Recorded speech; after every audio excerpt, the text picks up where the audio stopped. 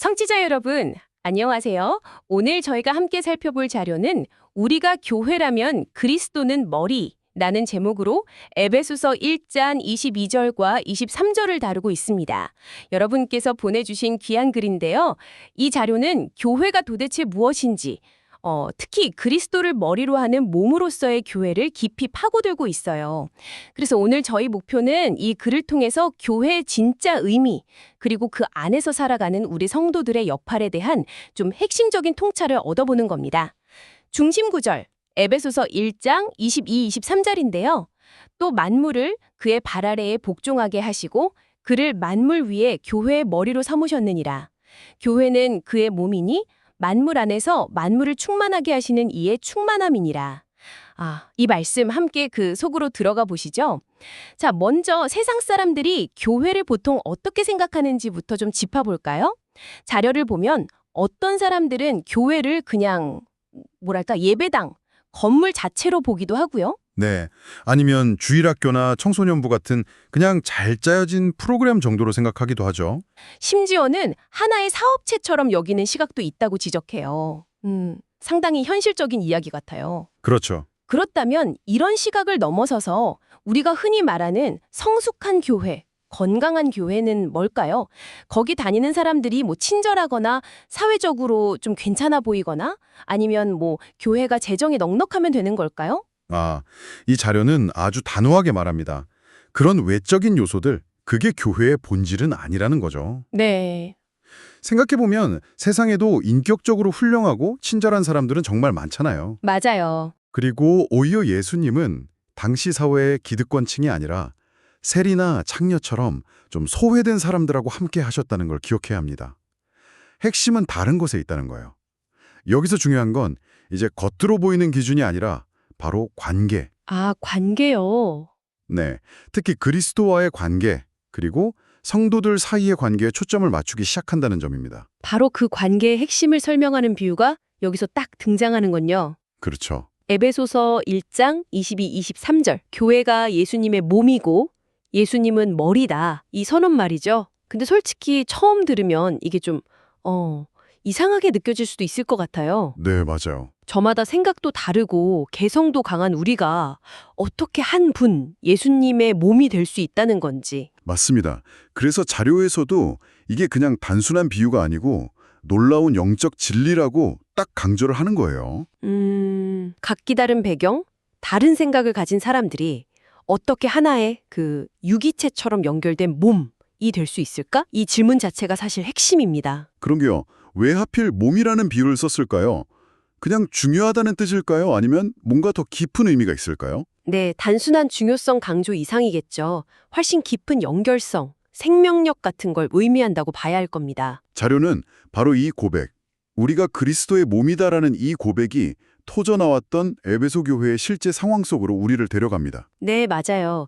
그 부분을 보면 이 비유가 그냥 아름답기만 한 이야기가 아니라는 걸 알 수 있잖아요. 그렇죠. 자료에서 에베소 교회가 마주했던 아주 현실적인 문제들을 보여주는데 정말 이상적인 공동체와는 거리가 멀었어요.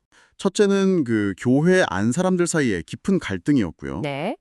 둘째는 세상 문화와의 충돌, 그리고 셋째는 개인적인 삶의 변화 문제였어요. 하나씩 좀 보면 첫째, 구성원 간의 갈등은 유대인 출신하고 이방인 출신 성도들 사이에 문화적, 종교적 배경 차이가 너무 컸던 거죠. 네, 아주 심각했습니다. 서로를 불신해서 심지어 지옥의 자식이라고까지 불렀다고 하니 그 갈등의 골이 얼마나 깊었을지 상상하기 어렵죠. 정말 심했네요. 두 번째는 세상 문화와의 충돌. 에베소라는 도시 자체가 아르테미스 여신 숭배랑 마술이 아주 성행했던 곳이라고요. 맞습니다. 도시 전체가 그런 강력한 이교 문화에 휩싸여 있었어요. 그러니 그 안에서 그리스도 신앙을 지킨다는 건 매일매일 영적 전쟁을 치르는 것과 같았을 겁니다. 그렇겠네요. 마지막 세 번째는 개인의 삶의 변화 문제. 그러니까 예수를 믿는다고 말은 하는데 네. 그런데 여전히 옛날 습관들, 예를 들면 거짓말이나 도둑질, 음란, 분노, 탐욕 같은 것들에서 벗어나지 못하는 성도들이 많았다는 거죠. 말과 삶이 일치하지 않는 문제였어요. 이런 인종, 문화적 갈등에다가 외부 문화의 압박, 또 개인적인 죄 문제까지 이 삼중고 속에서 교회를 세운다는 게 정말 보통 일이 아니었겠는데요. 그렇죠. 정말 어려운 과제였습니다. 이 배경을 딱 이해하고 나면 그리스도를 머리로 한 몸이라는 이 가르침이 단순한 어떤 신학적인 개념이 아니라 네. 이 모든 분열과 혼란을 극복하고 진짜 하나됨을 이룰 수 있는 어쩌면 유일한 해법으로 제시된 거라는 걸 알 수 있습니다. 이게 바로 교회의 정체성이고 연합의 근거라는 거죠. 아, 정말 그렇네요. 이렇게 연약하고 문제도 많은 사람들을 데리고 그럼 하나님은 도대체 어떻게 당신의 교회를 만들어 가시는 걸까요? 그 방법이 궁금해지는데요. 네, 그래서 자료가 4가지 핵심 비유를 통해 그 방법을 설명해주고 있습니다. 이 4가지 이미지를 보면 교회의 본질을 좀 더 명확하게 알 수 있어요. 첫 번째 비유 가장 중요한 거죠. 예수님을 머리로 삼는다는 것. 맞습니다. 교회의 머리는 어떤 특정 인물이나 리더 그룹이 아니라 오직 예수 그리스도 한 분뿐이다. 이 선언이에요. 네. 머리가 우리 몸의 모든 활동을 지시하고 조절하듯이 교회는 전적으로 예수님의 뜻과 그분의 말씀에 순종하며 움직여야만 건강하다는 거죠. 사람의 생각이나 조직의 편의 아니면 오래된 전통 같은 게 머리 자리를 차지하려고 하면 네, 그때 교회는 본질을 잃고 병들게 된다고 자료는 경고합니다. 교회 통제센터, 헤디셋은 오직 예수님뿐이라는 거예요. 명확하네요. 두 번째 비유는 교회를 몸으로 보는 거군요. 네, 우리 몸의 손, 발, 눈, 귀가 다 각기 다른 모양과 기능을 하잖아요. 그렇죠. 교회 안의 성도들도 마찬가지로 성격, 재능, 배경, 신앙의 깊이가 다 다릅니다. 그런데 이 다름이 분열의 이유가 아니라 예수님이라는 머리를 중심으로 하나로 딱 연결되어서 서로를 보완하고 섬기도록 부름받았다는 거죠. 아, 서로 보완하는 거군요. 네. 그리고 여기서 중요한 포인트는 몸에서 상대적으로 좀 약해 보이거나 덜 중요해 보이는 지체들이 있잖아요. 네, 손가락 하나라도 없으면 불편하니까요. 그렇죠. 그런데 하나님께서는 오히려 그 지체를 더욱 귀하게 여기신다고 말씀합니다. 서로가 서로에게 정말 필수적인 존재라는 거예요. 그렇군요. 세 번째 비유는 교회를 건물로 보는 거네요. 모퉁이돌이 되십니다. 네, 건물의 기준이 되는 돌. 맞습니다. 그리고 성도들은 그 위에 벽돌처럼 서로 딱 연결되어서 함께 쌓아 올려지는 거죠. 여기서 강조점은 함께 지어져 간다는 거네요. 네, 바로 그 공동체성입니다. 나 혼자 신앙생활 잘하는 걸로는 부족하다는 거예요. 반드시 다른 성도들과 연결되어서 함께 하나님의 거룩한 성전으로 세워져 가야 한다는 의미죠. 혼자서는 교회가 될 수 없습니다. 알겠습니다. 마지막 네 번째 비유는 교회를 큰 집의 다양한 그릇으로 묘사하는군요. 네, 큰 부잣집에 가보면 값비싼 금그릇, 은그릇만 있는 게 아니잖아요. 평범한 나무 그릇이나 어쩌면 좀 깨지기 쉬운 질그릇도 다 같이 쓰이죠. 그렇죠. 교회도 마찬가지로 정말 다양한 배경과 모습을 가진 사람들이 모인 곳입니다. 어떤 사람은 금그릇처럼 뭔가 뛰어나 보일 수도 있고 또 어떤 사람은 질그릇처럼 연약해 보일 수도 있어요. 하지만 하나님이 보시는 건 그 그릇의 재질이나 겉모습이 아니라는 겁니다. 중요한 건 주인이 쓰기에 합당하도록 깨끗하게 준비되었는가. 바로 이 점이에요. 아, 깨끗함이군요. 네, 즉 예수 그리스도를 통해서 죄 씻음을 받고 거룩하게 구별되어서 하나님이 원하시는 때 언제든 쓰임받을 수 있는 상태. 그게 중요하다는 거죠. 우리의 연약함이 쓰임받지 못할 이유가 되는 게 아니라 오히려 그 깨끗함을 통해서 하나님의 능력이 나타나는 통로가 될 수 있다는 상당히 희망적인 메시지입니다. 이 네 가지 비유를 종합해보니 몇 가지 핵심 원리가 딱 보이네요. 네, 그렇습니다. 첫째는 뭐니 해도 모든 것의 중심에는 언제나 예수 그리스도가 계셔야 한다는 것. 그렇죠. 머리시니까. 둘째는 교회는 다양한 지체들이 모였지만 그리스도 안에서 하나됨, 통일성을 이루어야 한다는 거고요. 네. 셋째, 각 지체는 서로 분리될 수 없고 서로 의존하면서 함께 성장해야 한다는 것. 함께. 마지막으로 중요한 건 외적인 조건이나 능력이 아니라 예수님 안에서 깨끗하게 준비된 내면이라는 점입니다. 결국 하나님은 완벽한 사람을 찾으시는 게 아니에요. 자신의 부족함을 인정하고 오직 예수님만을 의지하면서 함께 세워져 가기를 원하는 사람들. 바로 그들을 통해 당신의 교회를 이루어 가신다는 아주 강력한 메시지를 우리에게 주는 거죠. 아, 이 설명을 듣고 나니까 자료에서 아주 단호하게 선언했던 문장이 더 깊이 와닿네요. 믿음은 말이 아닙니다. 믿음은 감정이 아닙니다. 믿음은 단순한 동의가 아닙니다. 믿음은 세우는 것입니다. 정말 강력한 선언인데요. 네, 그렇죠. 여기서 세운다는 건 구체적으로 어떤 행동을 의미하는 걸까요? 네, 바로 교회를 세우는 것을 의미합니다. 그런데 이게 그냥 세상에서 회사나 단체를 설립하는 거랑은 근본적으로 다르다고 자료는 강조해요. 어떻게 다른가요? 세상 조직은 보통 이익이나 어떤 특정 목표, 아니면 사람들의 필요를 중심으로 세워지잖아요. 네. 하지만 교회는 오직 머리 되신 예수 그리스도를 중심으로 그분의 뜻에 따라서 세워져야만 진짜 교회라는 겁니다. 아무리 건물이 우장하고 사람이 많이 모여도 예수님이 주인이 아니시라면 그건 교회의 본질을 잃은 거라고 단언해요. 와, 단호하네요. 네, 심지어 예수님 없이 그냥 인간적인 힘이나 지혜로 교회를 세우려고 하는 시도는 결국 자기 의를 드러내고 자기 영광을 구하는 행위에 불과하다고까지 경고하고 있습니다. 그렇군요. 따라서 진짜 믿음은 머리이신 예수님께 순종하면서 모든 지체가 서로 연결되어서 함께 교회를 세워나가는 구체적인 삶의 실천, 바로 그것이라는 거죠. 이렇게 교회를 세우는 것이 중요하고 또 들어보니 쉽지 않은 일이기도 한데 그럼 하나님은 우리가 이렇게 애쓰는 걸 그냥 지켜만 보실까요? 자료는 그렇지 않다고 말합니다. 우리가 예수님을 중심으로 교회를 세워갈 때 하나님께서 놀라운 축복을 약속하셨다고 해요. 오, 축복이요?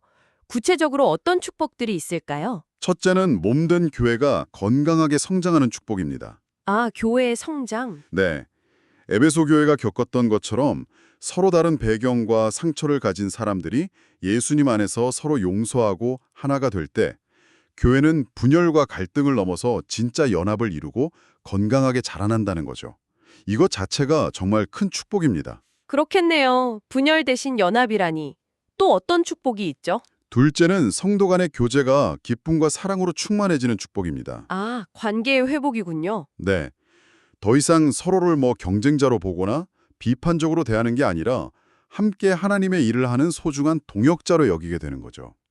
서로의 약점을 좀 덮어주고 장점을 세워주면서 함께 기도하고 함께 웃고 또 함께 우는 그런 따뜻하고 진실한 공동체가 형성된다는 겁니다. 생각만 해도 따뜻해지네요. 네, 그리고 자료는 이런 강력한 연합이 영적인 싸움에서도 아주 큰 힘이 된다고 말해요. 서로를 격려하면서 마귀의 공격에도 함께 맞설 수 있는 영적 전우회 같은 게 생기는 거죠. 전우회라. 멋진 표현입니다. 마지막으로 세 번째 축복은 뭔가요? 셋째로는 개인의 영적인 삶이 풍성해지는 축복입니다. 개인의 삶까지요. 네, 예수님을 중심으로 교회를 세워가는 그 과정에 우리가 적극적으로 참여할 때 우리의 신앙이 그냥 단순한 종교 활동이나 습관을 넘어서게 된다는 거예요. 어떻게 넘어서나요? 삶의 진짜 의미와 목적을 발견하게 되고요. 또 죄와 유혹을 이겨낼 수 있는 내적인 힘을 공급받게 됩니다. 그리고 이기적인 삶에서 벗어나서 다른 사람을 위해 기꺼이 자신을 내어주는 그런 사랑과 섬김의 삶을 살게 된다는 거죠. 와, 즉, 나 자신이 하나님의 축복을 다른 사람에게 흘려보내는 통로가 되는 그런 놀라운 경험을 하게 된다는 겁니다. 그렇군요. 교회를 세우는 일이 결국 나 자신을 세우고 또 세상을 향한 축복의 통로가 되게 하는 거네요. 바로 그거죠. 자, 이 모든 이야기를 듣고 나니 우리 각자에게 좀 질문이 던져지는 것 같습니다. 나는 교회라는 이 무대 위에서 어떤 역할을 하고 있는가? 자료는 우리에게 아주 강하게 도전하는데요. 그냥 멀찍이서 지켜보기만 하는 구경꾼이나 내 마음에 들 때만 박수치는 관객, 혹은 문제점만 지적하면서 뒷짐지고 있는 방관자가 아니라 네. 이제는 벽돌 하나라도 함께 쌓는 건축자, 서로의 짐을 함께 져주는 동역자, 믿음으로 땀 흘리는 일꾼으로 서야 한다고 말입니다. 교회를 세우는 주체로 설아가겠다는 결단이 필요하다는 거죠. 네, 맞습니다. 그렇다면 이 결단을 어떻게 구체적인 삶 속에서 실천할 수 있을까? 이게 중요하겠죠. 그렇죠. 어떻게 할 수 있을까요? 자료는 무슨 거창한 계획이나 특별한 능력이 필요한 게 아니라고 말해요. 지금 우리가 있는 그 자리에서 바로 시작할 수 있는 아주 실천적인 방법들을 제시합니다. 예를 들면 어떤 것들이 있을까요? 첫째는 나보다 남을 더 귀하게 여기는 마음을 실제로 연습하는 거예요. 말은 쉬운데 어렵죠. 그렇죠. 내 의견을 막 주장하기 전에 상대방의 말을 끝까지 좀 들어주고 그 사람의 입장에서 이해하려고 애쓰는 것. 비판보다는 이해를 앞세우는 태도입니다. 경청과 이해, 중요하네요. 두 번째는요? 둘째는 지체의식을 회복하는 겁니다. 지체의식이요? 그게 뭐죠? 지체의식이란 건 내가 그냥 독립된 개인이 아니라 그리스도의 몸을 이루는 한 부분, 한 지체라는 걸 깊이 인식하는 걸 말해요. 아, 연결되어 있다는 느낌? 네. 내 옆에 있는 형제자매의 아픔이 곧 나의 아픔이고 그들의 기쁨이 나의 기쁨이라는 그런 연결의식을 가지고 서로 돌아보고 세워주는 거죠. 정말 중요하겠네요. 셋째는 어떤 실천이 있을까요? 셋째는 혹시 갈등이 생겼을 때 내려놓음을 실천하는 겁니다. 내려놓음? 뭘 내려놓는 거죠? 내 생각, 내 감정, 혹시 상처받은 자존심 같은 것들을 꽉 붙들고 싸우기보다는 그것들을 예수님 앞에 좀 내려놓고 그분의 마음으로 상황을 보려고 노력하는 거죠. 아, 이게 정말 어렵겠는데요. 어렵죠. 이기려고 하기보다는 사랑으로 좀 덮어주고 내 방식대로 해결하려는 게 아니라 예수님의 방식으로 해결하려는 어떤 의지적인 선택입니다. 의지적인 선택? 네. 마지막 네 번째는요? 넷째는 교회를 사랑하는 마음을 아주 작은 행동으로 표현하는 거예요. 작은 행동이요? 네, 예를 들어 예배 시간을 소중히 여기고 공동체 모임에 좀 더 적극적으로 참여하고 맡겨진 작은 봉사라도 기쁨으로 감당하는 것들. 만나는 성도 한 사람 한 사람을 정말 귀하게 여기는 마음이 구체적인 행동으로 나타나는 거죠. 정말 작은 것부터 시작할 수 있겠네요. 그럼요. 그런데 여기서 가장 중요한 점은 이 모든 실천이 그냥 나의 인간적인 노력이나 의지만으로는 한계가 있다는 사실입니다. 아, 그렇죠. 하다 보면 지칠 수도 있고. 맞아요. 핵심은 예수님을 중심으로 할 때, 즉 그분의 도우심을 구하고 그분의 마음을 품으려고 할 때 비로소 이게 가능하다는 점을 기억해야 합니다. 내 감정대로 그냥 반응하는 게 아니라 믿음으로 반응하고 내 기준이 아니라 예수님의 시선으로 서로를 대하는 것. 이것이 교회를 세워가는 실천의 본질이라고 할 수 있겠습니다. 오늘 우리는 에베소서 1장 22절 23절에 대한 이 자료를 통해서 교회가 단순히 그냥 건물이나 조직이 아니라는 것을 다시 한번 확인했습니다.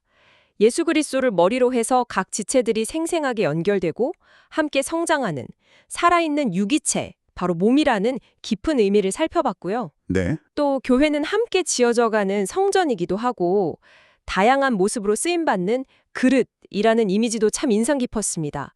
중요한 것은 우리의 완벽함이 아니라 우리의 연약함을 인정하고 오직 예수님께 딱 연결되어서 함께 세워져가는 그 믿음의 과정 자체라는 점이었네요. 네, 맞습니다.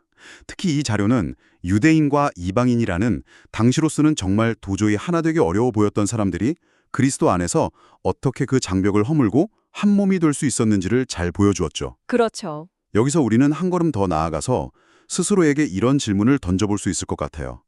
오늘날 우리는 인종이나 문화를 넘어서서 정치, 이념, 세대, 또 경제적인 수준, 이런 훨씬 더 복잡하고 첨예한 분열 속에서 살아가고 있잖아요. 네, 정말 그렇죠. 이런 현실 속에서 세상적인 어떤 타협이나 일시적인 합의가 아니라 오직 그리스도를 머리로 삼는다는 이 오래된 원리가 과연 어떻게 우리 시대의 분열을 넘어서는 진정한 하나됨을 가능하게 할 수 있을까? 와, 정말 중요한 질문이네요. 어쩌면 2000년 전의 이 지혜가 이렇게 극심한 분열과 갈등을 겪고 있는 바로 지금 우리에게 가장 절실하고 또 도전적인 질문을 던지고 있는지도 모르겠습니다. 이 질문에 대한 답을 각자의 삶과 또 공동체 안에서 찾아가는 그런 여정이 되시길 바랍니다. 네, 오늘 이 깊이 있는 탐구에 함께 해주셔서 정말 감사합니다. 여러분의 생각에도 새로운 영감과 도전이 있었기를 기대합니다.